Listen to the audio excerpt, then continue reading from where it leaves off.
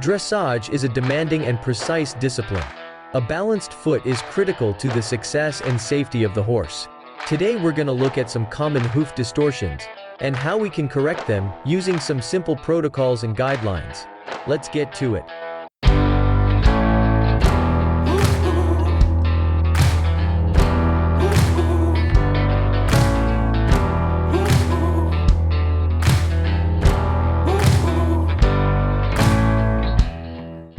Hi, my name's Steve Foxworth and I'm a member of the ELPO, and today we're going to look at dressage horses.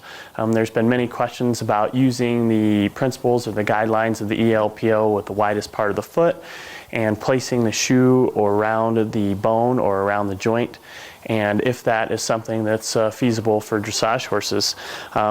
What we found so far is that I have 80 to 100 dressage horses in my business, anywhere from training level through Grand Prix, young rider horses, and so on. So we see the full gamut, and what I'm going to show you today is that oftentimes the things that we see in dressage horses are very minute, and oftentimes the things that we'll get for feedback from clients or trainers or the riders is that they may have an unwillingness to go to the right or to the left when they're riding, or it's just a little bit harder, or maybe they'll want to break in the canter, or those are the type of things that we have to hear. And dressage horses are extremely important in the work that they do, and the fact that most horses are designed to go into straight lines and then turn, and we've changed their jobs, and dressage horses especially are meant to go in circle after circle in a 20 by 60 meter arena. And so most of the lamenesses or issues that we see with horses or dressage horses have to do with turning. And this guy here is a 6-year-old Dutch warm blood. His name is Avanti. He was purchased a week and a half ago in Wellington, Florida. He's a very talented young horse, an up-and-coming horse. In 2008, he was, I believe he was champion Dutch horse. And so he's a very nice prospect, and some of the things that we're going to look at with Avanti is that his feet really aren't very distorted. They're in very good proportions, at least from the outside and looking at this direction. The hoof pastern axis is fairly straight. He's at about 7.5 weeks right now. He's due to be shod, and he just seems to have a little bit of issues. One of them is forging. The other is that he tends to have a harder time to go to the left than he does to the right, and he tends to want to break in his canter. So we think there's a couple of things with his front end as well as his hind end. So today what we're going to do is we're going to look at the balance of the foot. We're going to evaluate it. We're possibly going to leverage test him just to see where he is in his comfort on his front feet and see if there's something we can do with helping him go to the left. And hopefully we'll give you some information today that will be helpful in the future. Okay. Can you see how he reaches with that right front immediately?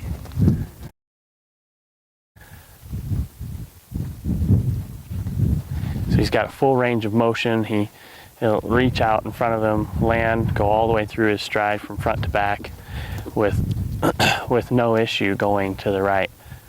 So it's very fluid. He doesn't seem like he has any concern going to the right at all.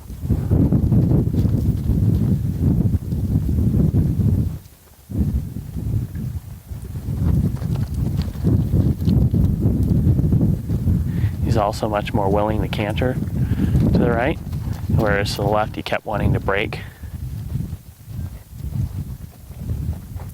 in the canter, and here he just seems like it's no big deal. She doesn't have to ask him to go. As a matter of fact, she'll have to ask him to slow back down.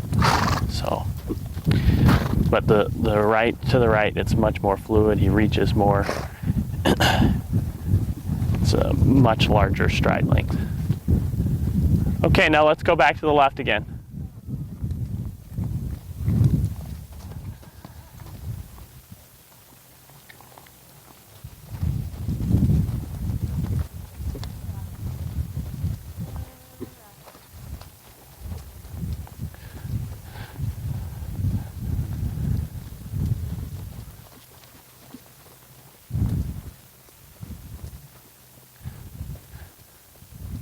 So there's just a moment now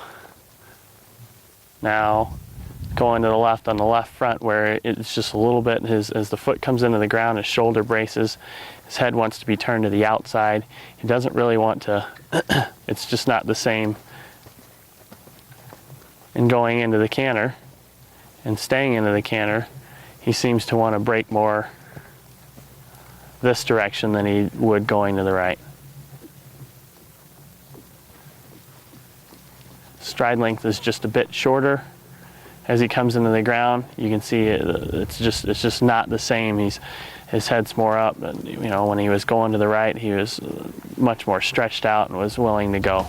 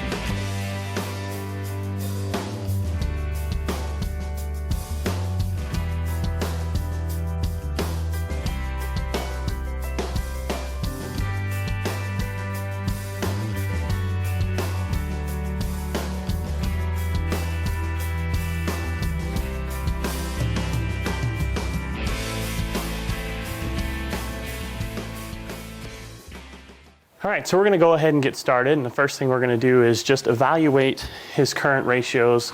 We're gonna make an estimate of the widest part of the foot with the shoe on, draw where his heel's in, draw the place of his breakover, and just see where the balance is in relation to the widest part of the foot. So since he seems to have a little bit more of an issue on the left side, that's where we're gonna start with. So the first thing that I'm going to tell you and see or show you when I look here is we're going to use the same guidelines that we always do. And if you look down on the bottom of his foot here, you're going to see where this curvature starts to come in, where his bar terminates right here in this area. And he does the same thing on this side. Now he's broken his bars out. Seems like he's ready to be trimmed. There's fractures here. Okay, but you can see pretty close to where that bar wants to end. Now the other thing we're going to do is measure approximately 1 inch from the apex of his frog, and as an estimate in the beginning, I'm not going to get too carried away, and you can see that's still fairly close to where these bars seem to terminate. This frog is slightly narrowed, a little bit stretched, but what we're doing today is just getting an estimate of where these are. So right now, currently, his widest part of his foot is here, okay? His heels are, at least on the shoe, are ending here. And the roll in the front part of his foot, or his breakover, is here. So if you were to take and look at this right now, you would see that there's 1.5 times more in front of his foot than there is behind his foot. And interestingly enough, I'm going to go ahead and measure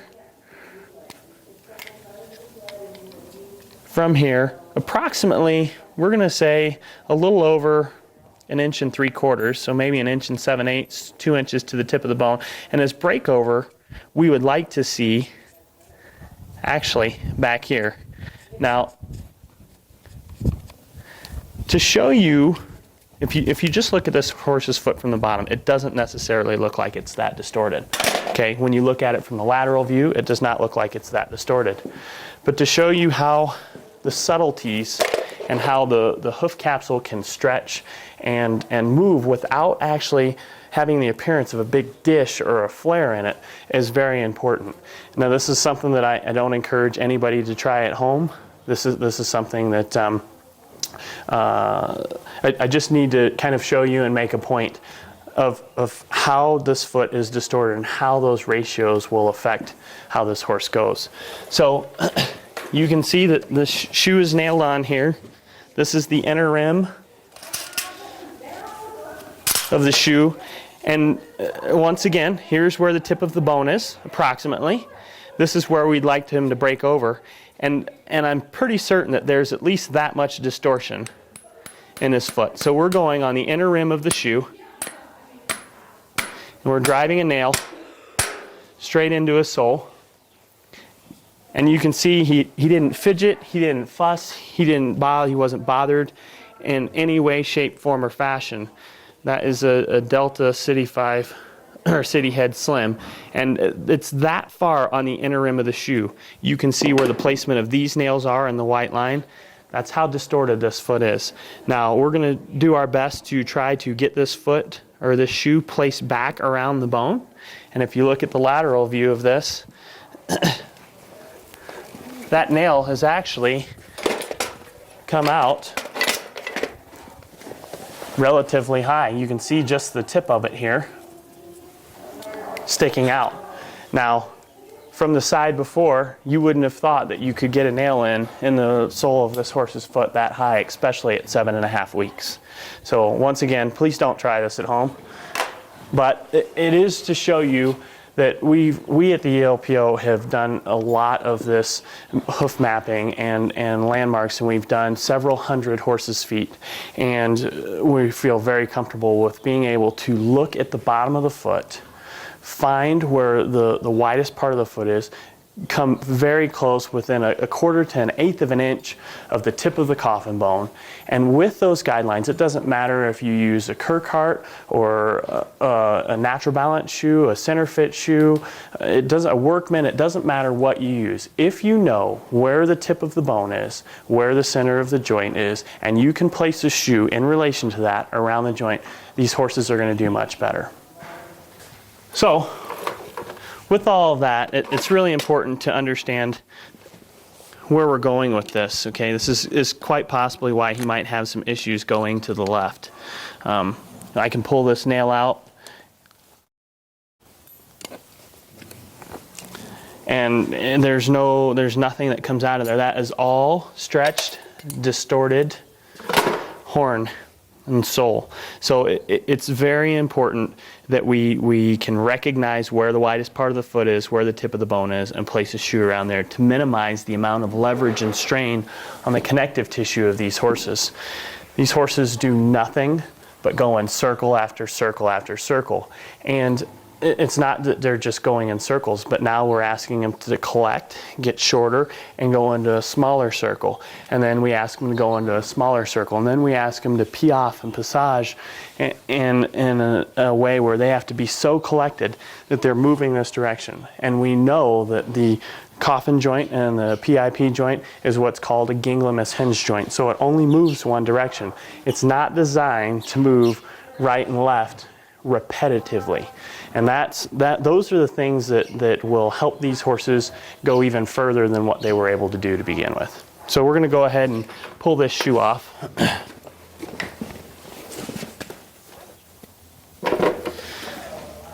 So once we've taken this shoe off, some things that we can see is if we were to mark where the dimple is,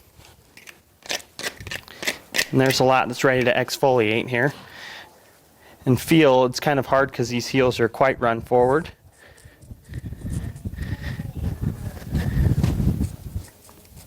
These are where your heels are ending. The dimple actually comes down and is right in here. And if you feel there's a flattened area here, this is where the back part of his foot is. So those heels are quite run forward. A good, I don't know, a little over a quarter of an inch or so, 5/8. So by being able to trim these heels, you can see how curled and rolled they are. Okay, all of this stuff is ready to break and fracture, and this is quite trashy. I think before we do anything else, we're going to go ahead and just leverage test him, just to see what this foot shows us. Okay, so the first thing we're going to do when we leverage test is we're just going to go ahead and get a baseline on the other side. So I'm going to pick up the opposite foot and see how easy or willing he is to get off of this one.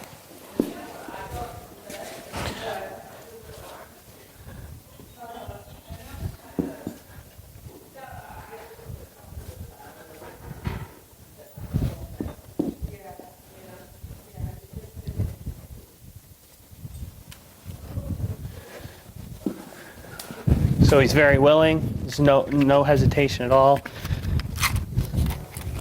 No problem. So when we put these leverage boots on, we'll start out with the heel raised, and we always test 180 degrees from where we were. We'll give them a minute to kind of get used to the boot and the straps and get comfortable there, because it feels completely different for him.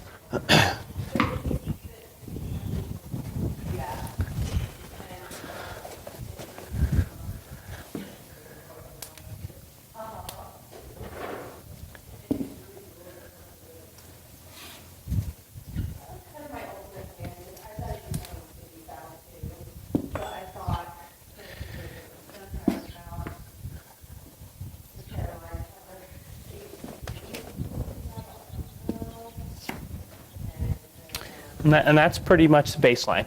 Doesn't really seem to object there. Go 180 degrees.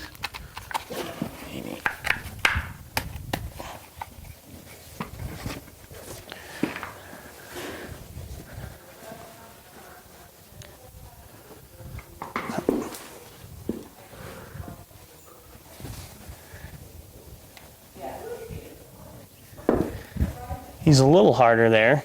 He wants to come off it a little bit.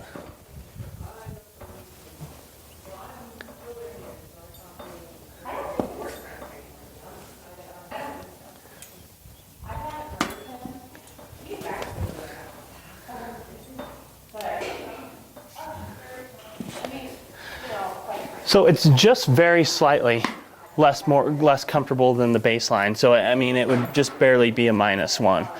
Next thing we're going to do is test the lateral side, straight outside.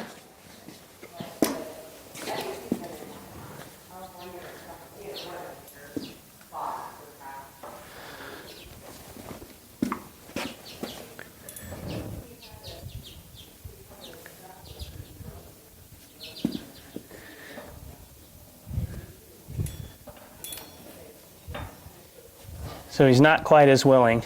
That's a little bit more than before.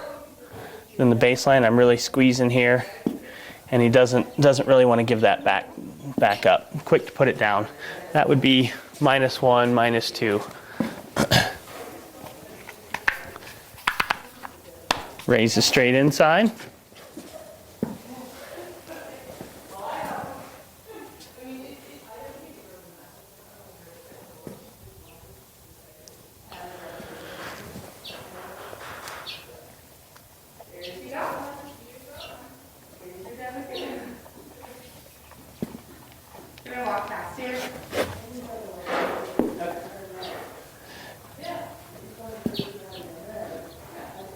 So that's the baseline.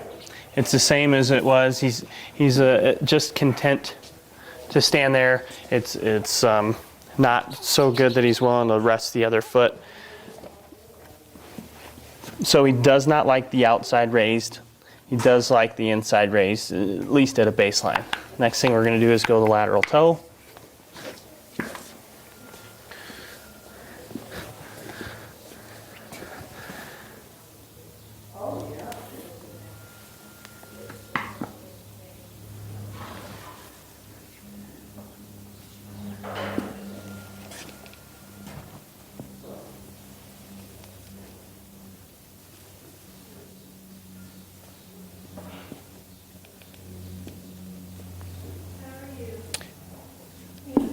Just slightly harder to get off the ground.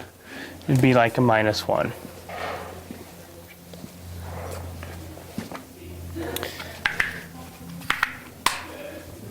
The inside heel.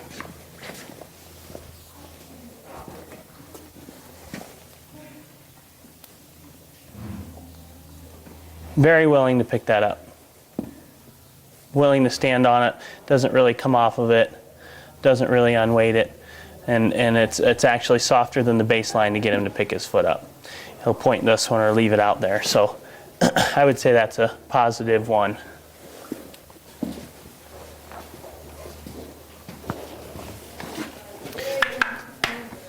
Medial toe.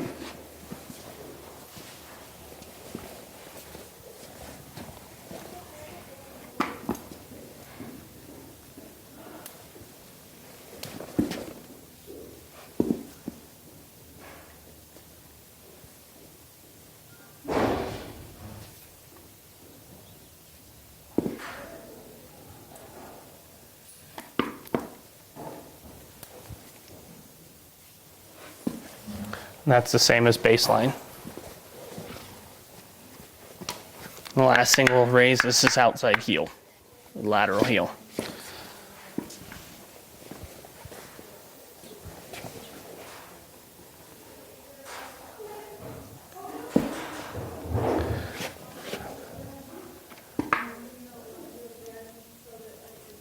It's a little harder than the baseline to get off, and he's quick to put it down. So I would say that's a -1.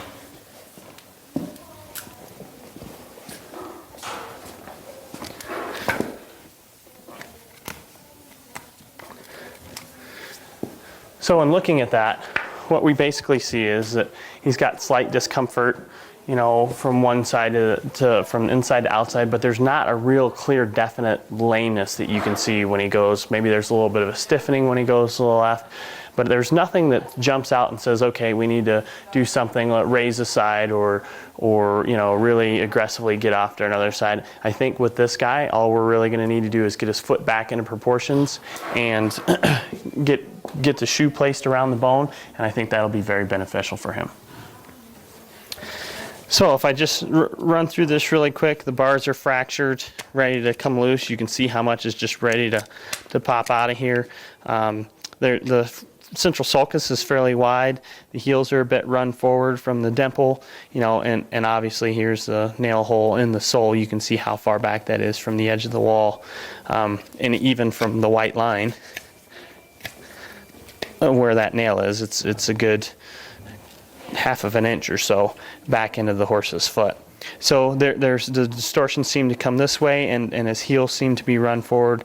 You know, his bars have already fractured out of here, but there's quite a bit of fractures. So we're going to go ahead and exfoliate this, get this foot prepared and ready for a shoe. I always like to start with my frog, and getting a good clear picture of your frog is important. If you can see the frog clearly, it's going to be an indicator to you for many other things. This frog apex is slightly stretched. I'm just grabbing this and seeing what wants to peel off of here. I'm not getting too carried away. I'm going to see if I can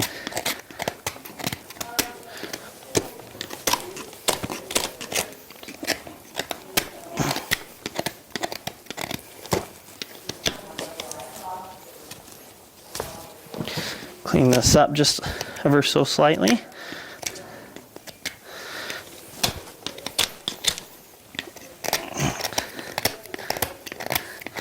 This foot actually has a little more depth. It's a little deceiving. It looks like it's not.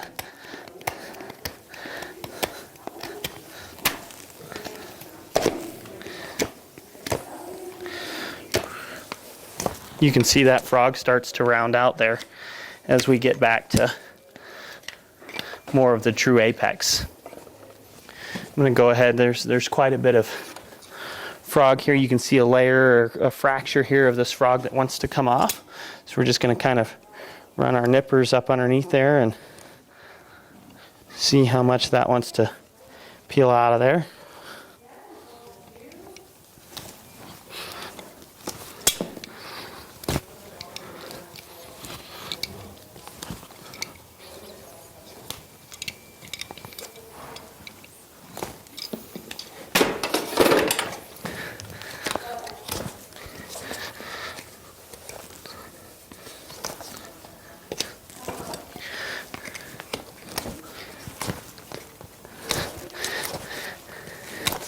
As we're cleaning this out, you can start to see the amount of depth of heel here, okay? You can start to feel where those bars come in, which is an inch back from the apex of the frog.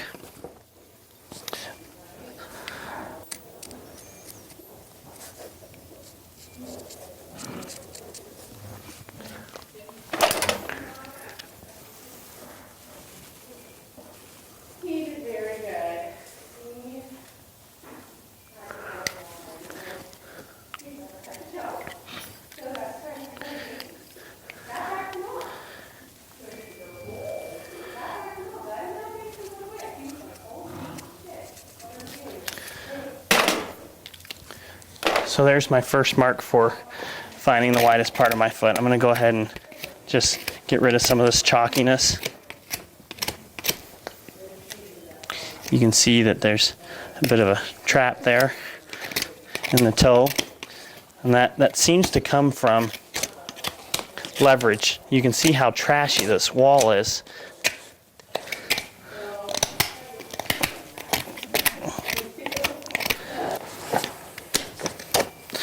So these feet have dried out quite significantly, and he's only been here from Florida a week and a half.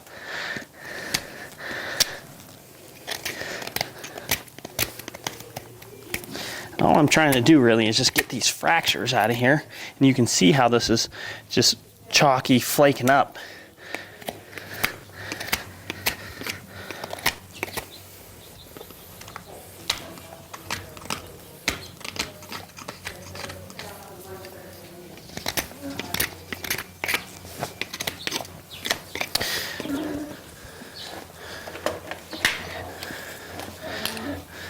It's a little hard to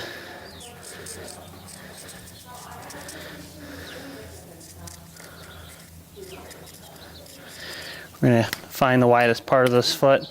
You can still see, and actually, it's more about where my pick comes to, because his bars have fractured out so much that they appear to come down right in here. You can still see there's a little bit of a swell right here that happens where they want to come into.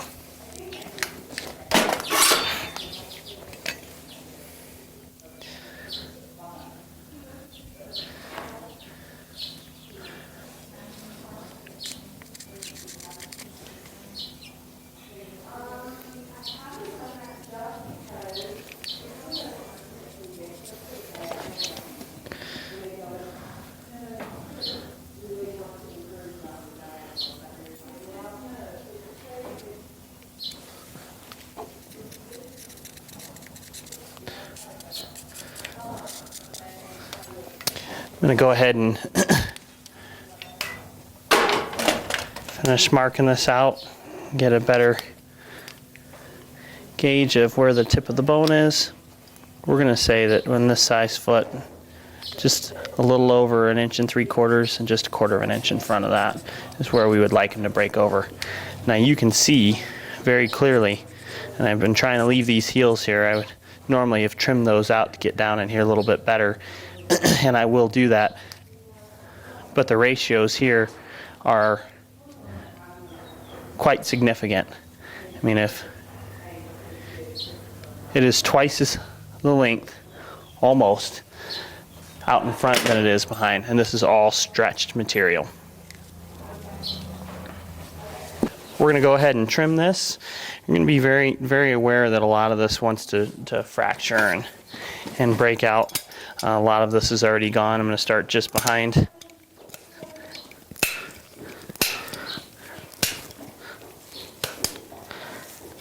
And just in one nipper cut, you can see from where those heels were to where they've come back to. And that was just a nipper cut.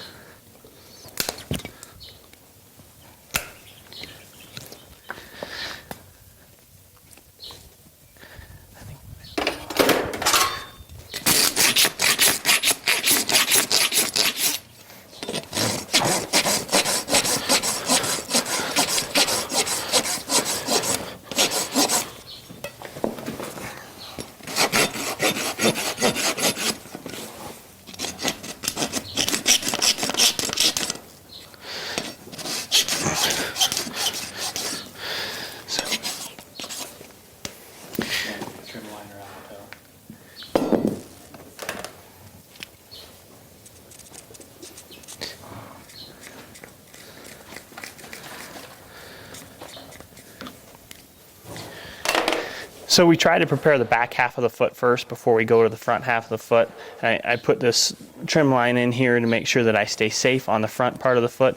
There isn't really a whole lot of depth from here to here. It is slightly higher on this lateral side from here to here than it is from here to here. But one of the other things I wanted to point out is if you take a look here closely, the curvature, how this heel comes straight back and then starts making an abrupt turn to it. This horse on this foot, I would say, has probably got a slight club foot or upright foot with the way those heels decide to turn in. And they come straight back and then they make an abrupt turn. And here's something that we've been taught in history's past and things that we still teach today, and that is to try to make the right foot look like the left foot. And the left foot is slightly more upright, okay? Has a little bit more curvature to the heels. And when we start trying to make them match to our eyes, and we start looking at it from the outside here at a lateral view, what will end up happening is we'll start to get that toe to migrate forward because we want the toe to be longer and we'll want those heels to be, you know, lower. So it's trying to make this one, the left one, look like the right one, oftentimes is more detrimental than anything.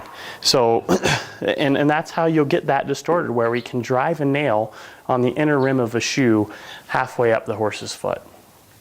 So we'll go ahead and finish preparing the front part of this foot, and then we'll pull it forward and dress it, because I think that we're going to take quite a bit of this off. I'll only be taking just a few rasp strokes here on this lateral side.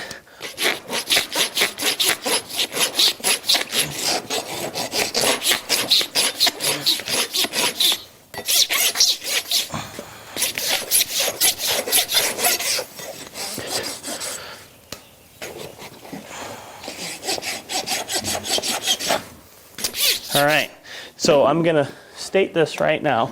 We use uniform hoof wall thickness, but this foot is extremely stretched. Right here is where I drove that nail. And so I'm actually going to push this a little bit and try to take as much of that off the front and get this more in proportions.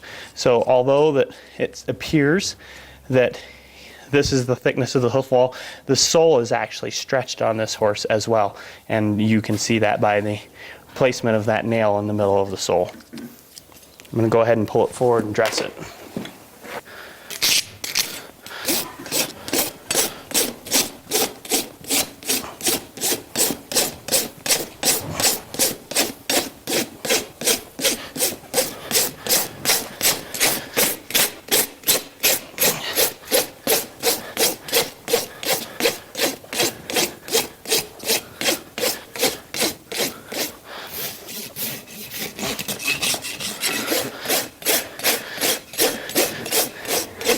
Something that's very typical from horses that come back east to Colorado in a very dry environment is that they tend to dry up. Any place where the nail holes have come through will become brittle and break off.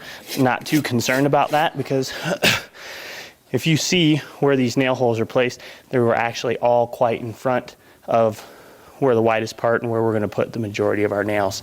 So a combination of leverage and the change in the humidity will allow that to happen.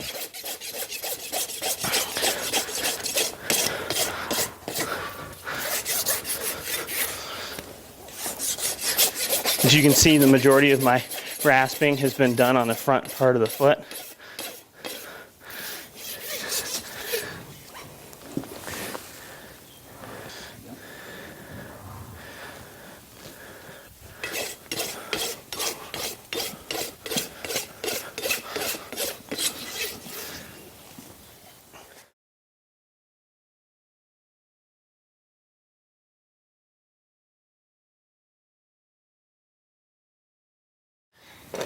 So as you can see, I didn't really, I rasped quite a bit off here. They're still stretched out. I have kind of gotten into where the white line is. And one of the things to keep in mind with this foot being a club foot or more of an upright foot is that it's very similar to a laminitic horse or a horse that's foundered, where the toe will stretch and there'll be almost a laminar wedge here that will put leverage on the connective tissue in the back half of the foot. So with a club foot, it is okay to start to get some of that off of there. And it seems like in the past and what we've done, the sooner we get that off, the more that grows down and stays more stable and becomes uniform again. So I'm not too concerned. I'm probably going to go ahead and shape my shoe, place it around the bone, and dress that just a little bit more. So what I'm going to do is I'm going to take the old shoe, show you where the lines are of where we wanted the breakover to be, which is here, okay, and where the shoe was sitting, where the heels were in comparison to where they are now. And choosing a shoe for this is going to be interesting, because this shoe is a size number 3 Kirkhart, all right, and if you look at that, it's going to be much smaller. This is a size number 2 center fit, okay, and the reason why I'm going to go with this shoe is for a couple of reasons. One, I've got my marks here to help line up with the widest part of the foot. The other is that if you look at this shoe from a profile, there's a higher inner rim here, and with him having to do multiple amounts of turns daily in an arena with a rider, collected, smaller and smaller turns, any amount of leverage reduction where that shoe will roll quite easily medial-laterally is going to be important for him. So choosing this shoe is what seems to be best for this application here. You can see with my hash marks line up to the widest part of the foot, you can still see how much of this is hanging over here. But where our breakover is here and where it lines up on the foot is fairly close. There's a little bit of thickness to the steel here, so I'm going to be able to narrow that and get that to fit pretty nice. A 1 would be too small, and I'm going to grab a 3 and show you what a 3 looks like and why a 3 would be too big. I can shape a 3. This one's already been somewhat shaped, and it would seem like that might be an okay fit. The problem is there's still quite a bit of steel here hanging over both sides. So in order for me to get this shoe to fit, I'm going to have to narrow it quite significantly, and then I'm going to lengthen the shoe as well. So we're going to go ahead and use a 2.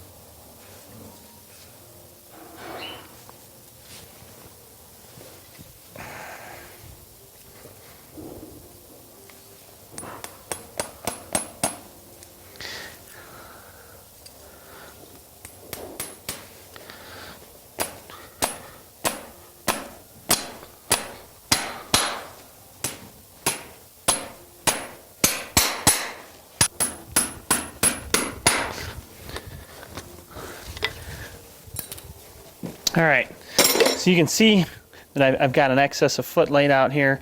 My proportions are much better. My breakover is right underneath where the breakover line is marked. I'm just going to nipper this off. There's a quite amount. And actually, before I do that, I'm going to show you that this shoe was sitting here. Okay, here was the widest part of the foot. This is how far in front that shoe was. Okay, and you can see how the whole base of support was forward, and there was an extreme amount of leverage out of the toe, not just front to back, but also when he went to turn. So because I've already drove a nail through there, I'm pretty certain that this is all stretched dead tissue or horn, And it is. It just nippers right off of there.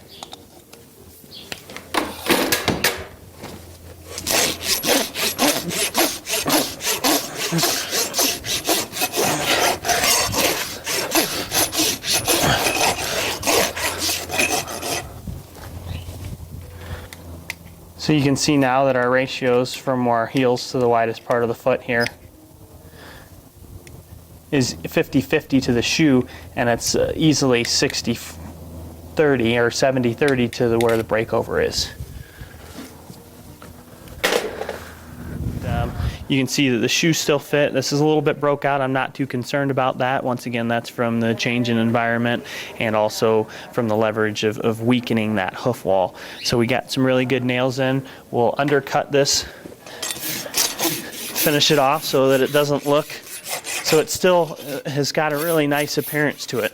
And just because you're setting a shoe back and getting the shoe placed around the bone doesn't mean that you need to leave it where it's you know, you can do a nice job and have it look good without maybe.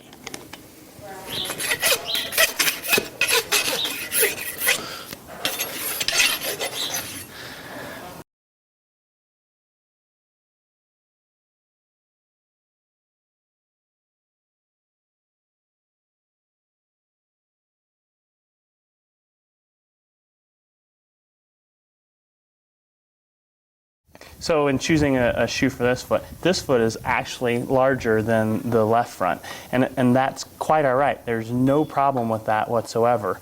Oftentimes we've been taught to, you know, you need to have the same size shoe on. Well, that's not the case. You need to place the shoe around the widest part of the foot and in relation to your tip of your bone and where you'd like to have the breakover. This is a size 3 and the other one was a size 2.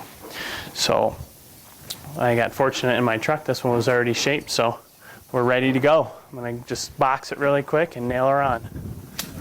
When we look at this hind foot after we clean it out, it's the same story all the way around. It's really interesting how looking at it from the top doesn't really give you a clear picture of what's going on until you look at it from the bottom and you look at the landmarks of where the bars terminate approximately an inch back from the apex of the frog.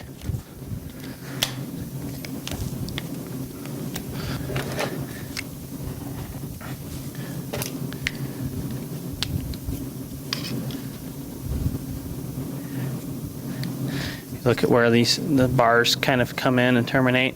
We're going to say that this is about the widest part of the foot. You have your heels here, and your breakover is actually right up here. So you look at that, it's about an inch ahead of where you would like it to be.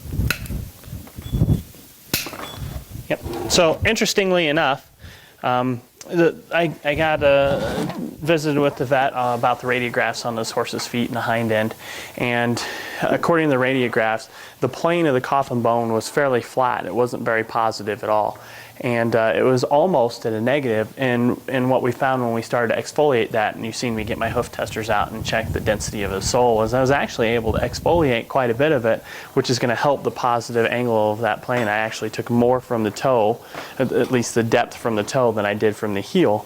And the other thing is that I will probably put a bit of a taper or help reduce the leverage in the shoe itself to help with that and the positive angle. So oftentimes, you know, sometimes you're not able to do that. Sometimes it holds on to a lot of sole and it will retain the sole of the toe, which is almost pushing that bone backwards. So it's important to not always just come up with a plan and say, this is what I'm going to do because of the radiographs. Get in, start exfoliating your foot, see what what the foot's gonna let you have, and then move forward from there. And then if you need to put a wedge pad or do something different, you can move forward from there. So when I'm choosing a hind shoe, some of the things I'm looking at is that the one seems to fit really nice right where I want it, at the widest part of the foot and having the breakover. But something that we have found and we have noticed is that a lot of these horses that have a lot of collection and are asked to be in deep-footed arenas consistently, they need to be able to, at the back half of their stride, to push off so that they're stifle and hock release and step forward.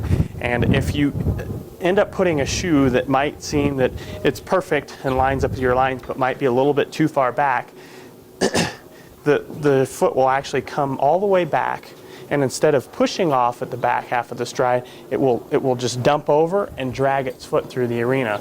And that's something with these upper level dressage horses, or even any type of performance horse that's in a deep footed arena, reining horses, cutting horses, they really need to be able to push off in the back part of that foot. So the shoe that I'm going to choose is a center fit performance hind, and it's got a bit of a wider web at the toe so that they can get a little bit of more of a purchase, and that it holds them up in that deeper arena. It creates almost like a float so that they can push off of, instead of the toe just dipping in and dragging through. So I'm going to go with the size number 2. It still fits. I think I'm going to be able to cover the areas, get the proportions correct. And the other thing is that there's a taper, what I was talking about, on the toe of this shoe from here to almost here, which is the second nail hole, that allows that foot to not only come into the ground.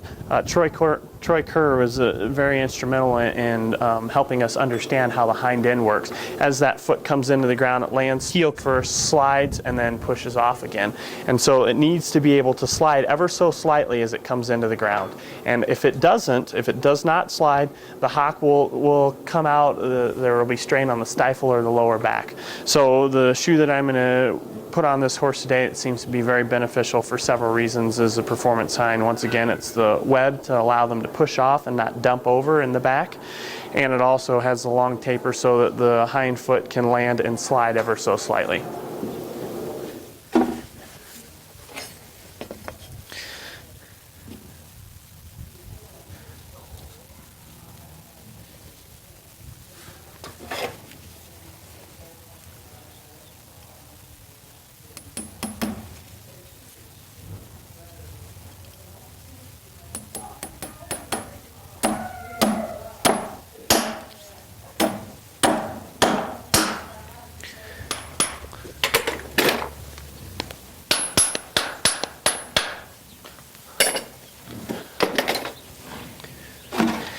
So you can see that our proportions after we're done are even more so. They're easily, 50-50 to the shoe, but to breakover, which is actually grounded in right to here, is quite significantly less. So, that's really good. You still have a nice wide brim here to help that horse not sink in, and we still reduce the leverage quite a bit.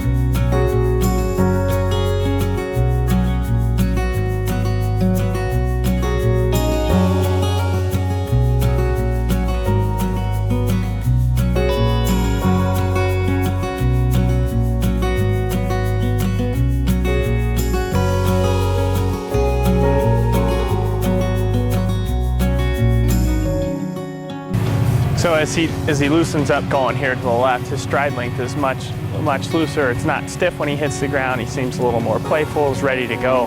He's got a bit more of a spring and a step going to the left now, whereas before it was quite peg-legged.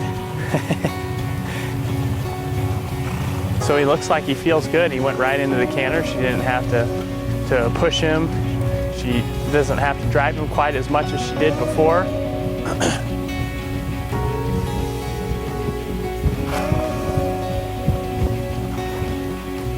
Seems to be blowing and releasing quite a bit. He looks really good.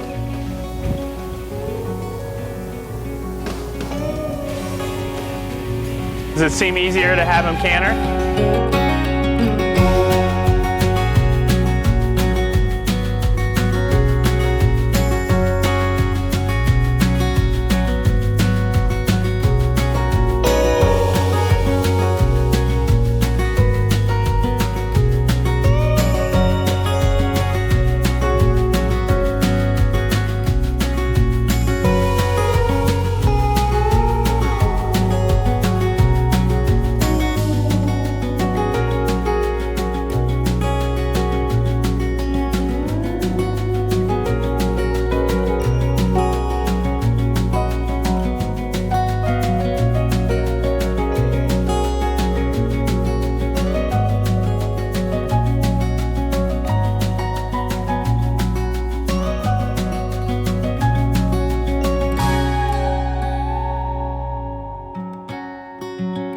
It doesn't sound like he's forging anymore.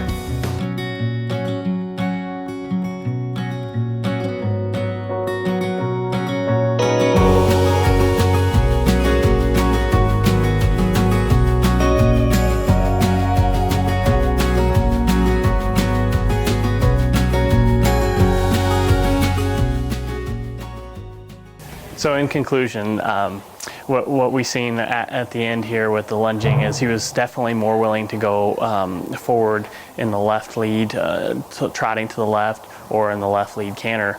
And you know, even watching him walk out here on the hard ground, he went from a very toe first landing to much more flat landing. And the more we watch him walk, the more it starts to unfold, and he wants to get that heel in contact with the ground, which is really a positive thing. The main thing that we want to point out here is that keeping an eye on the ratios and the balance of the foot and looking at your landmarks from the bottom, finding the widest part of the foot, balancing the shoe around the bone, around the joint, is going to minimize the amount of lameness and injuries that are going to cause, and it'll help prevent some of those things from happening. And that's really what we're about. We're about trying to catch it on the front end so the back end doesn't necessarily happen. And so, you know, it doesn't matter whether we're looking at dressage horses, reining horses, cutting horses, performance horses of any kind, even just your trail horse that's outside, you know, in your backyard.